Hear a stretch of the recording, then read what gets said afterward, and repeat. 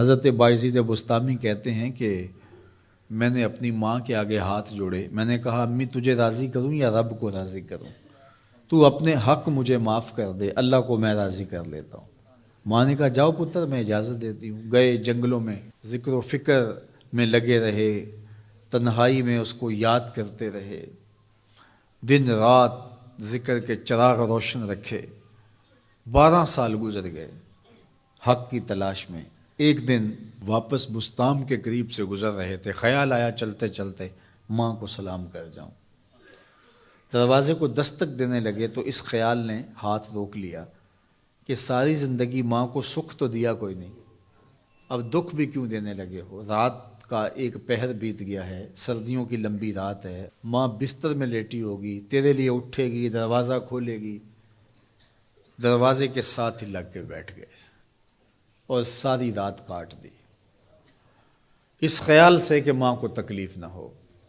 جب سحری کا وقت ہوا تو اندر سے جو نالی آتی تھی اس نالی سے پانی آیا، سمجھ گئے میری ماں تہجد کے لیے اٹھی ہے اور وضو کا پانی ہے، تو فوراً دروازے پہ دستک دی۔ اندر سے آواز آئی بیٹا بایزید میں ابھی آئی۔ مائیں بیٹوں کے دستک کے انداز سے جان لیتی ہیں یہ کس بیٹے کے ہاتھوں کا لمس ہے۔ 12 سال کے بعد آئے، دستک دی، کہا بیٹا بایزید میں ابھی آئی۔ ماں کی تو نگاہیں ہی دروازے پہ رہتی ہیں۔ اللہ اکبر۔ کہتے ہیں کہ ماں نے دروازہ کھولا، 12 سال جنگلوں کی خاک چھانتے بیت گئی تھی، پراگندہ صورت، بکھرے ہوئے بال، پھٹے ہوئے کپڑے۔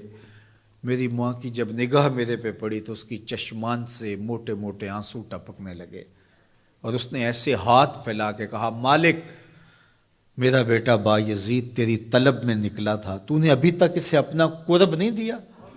حضرت بایزید بستامی کہتے ہیں 12 سال کی ریاستوں سے جو کچھ نہیں ملا تھا ماں کے اٹھے ہوئے ہاتھوں سے مل گیا۔ میں نے کہا مالک میں تجھے کہاں ڈھونڈ رہا ہوں، تو کہاں موجود ہے؟ تو ماں باپ کی رضا اللہ کی رضا کا دروازہ کھولتی ہے۔ جن لوگوں کے ماں باپ ناراض ہیں اور وہ جا کے پیر صاحب کی خدمت کرتے ہیں، اور میاں ماں کے قدم چومو، باپ کی ٹانگیں دباؤ، ان کی خدمت کرو، تمہارے پہلے مرشد وہ ہیں، ان کو راضی کرو، پھر کسی شیخ کامل کی صحبت میں آنا، دیکھو کیسے دل کی بند کھڑکیاں کھلتی ہیں۔ ایک مرشد تو ناراض کر رہا ہے اور دوسرے مرشد سے تمہیں کیا ملے گا؟ تو راستہ یہیں سے کھلے گا۔ والدین کو کبھی ناراض نہ کرو، والدین کو کبھی دکھ نہ دو، والدین کو کبھی تکلیف نہ پہنچاؤ، اور والدین کو بھی چاہیے کہ اپنی اولاد کو اپنا نافرمان نہ بنائے۔ ایک بزرگ فرماتے ہیں کہ مجھے برابر 30 سال ہو گئے ہیں کہ میں اپنی اولاد کو کوئی حکم ہی نہیں دیا، کوئی حکم نہیں دیا۔ کوئی چیز مجھے چاہیے بھی ہوتی ہے تو میں بصیغہ امر نہیں کہتا، بلکہ ایسے ہی بات کر رہی ہوں۔ پانی چاہیے تو یہ نہیں کہتا بیٹا پانی لے کر آؤ، میں ویسے ہی کہتا ہوں پیاس لگی ہوئی ہے، تو اگر وہ سمجھ جائے اور وہ خود لے آئے تو اچھی بات ہے، لیکن اگر وہ نہ لائے تو میں نے اس کو حکم ہی نہیں دیا، امر ہی نہیں کیا، تو اس امر کی مخالفت ہی لازم نہیں آئے گی۔ تو کہا 30 سال برابر گزر گئے ہیں، میں نے اپنی اولاد کو حکم نہیں دیا کہ کہیں وہ میری نافرمان نہ ہو جائے، چونکہ اگر وہ نافرمان ہو گئی پلے کچھ نہیں رہے گا۔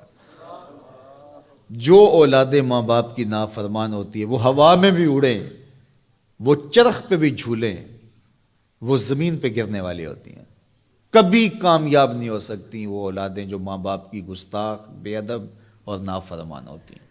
وہی اولادیں سرخرو، کامیاب اور کامگار اور بامراد ہوتی ہیں جو ماں باپ کی خدمت کرتی ہیں، ماں باپ کی دعائیں لیتی ہیں۔ وہ ایک بچہ ماں باپ کے پاؤں دبا رہا تھا، تو ایک بچہ ایک بر اعظم میں، دوسرا دوسرے بر اعظم میں، تیسرا تیسرے بر اعظم میں بڑے بڑے کاروبار کر رہا تھا۔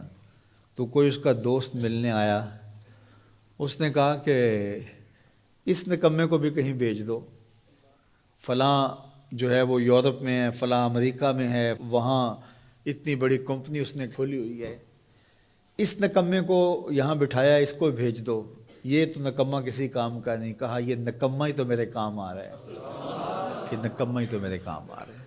تو اولاد خوش نصیب ہے کہ اپنے ماں باپ کی خدمت کرے اور ان کے ساتھ حسن سلوک کرے۔